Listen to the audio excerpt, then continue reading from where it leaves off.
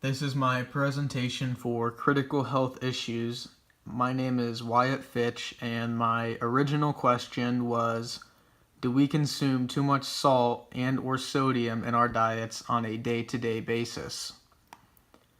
I've seen it all over the news, and we've always been told that it leads to things such as stroke, heart disease, and high blood pressure. We've always been told that it's bad. A lot of us have probably been told to eliminate salt from our diet completely. I had a friend that went to McDonald's with me in high school, and he used 4 things of ketchup for just a small fry. I'd always tell him he needs to cut down on his intake of sodium. As a joke, we'd call him Mr. Sodium. Us humans all need a portion of salt and sodium in our diets to remain healthy fluid balances in our bodies. But when someone consumes too much sodium on a day-to-day basis, it starts to increase your body fluid and blood pressure, which makes the heart work much harder. I got that quote from Harvard Health Letter. As you can see, consuming too much salt and sodium on a regular basis can greatly increase your chance of having a stroke or heart attack.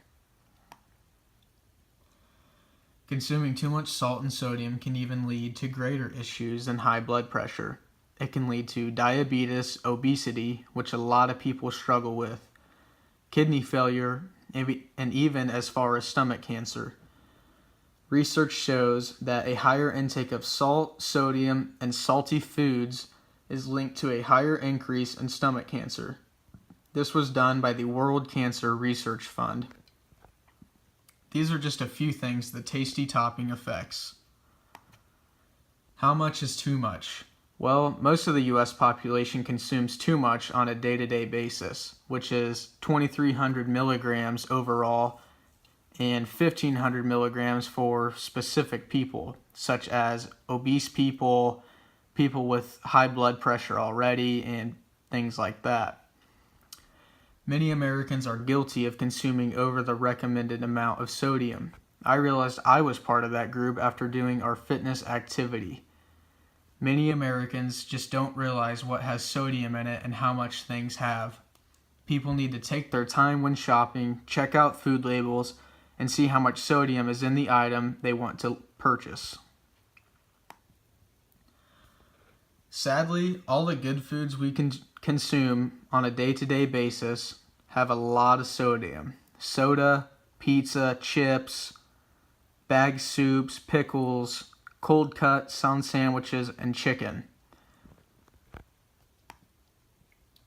How do you avoid these high levels of sodium? Well, quit going to McDonald's, which I know is easy, but those are the worst things for you when it comes to sodium. Choose fresh meat and fresh chicken instead of processed meat, such as going to McDonald's and eating. Find the foods that have no salt added on the label and just choose whole grain breads and cereal. Basically, eat and live a healthier lifestyle. Take care of your body and it will take care of you. Consume salt and sodium every day, just not excess amounts.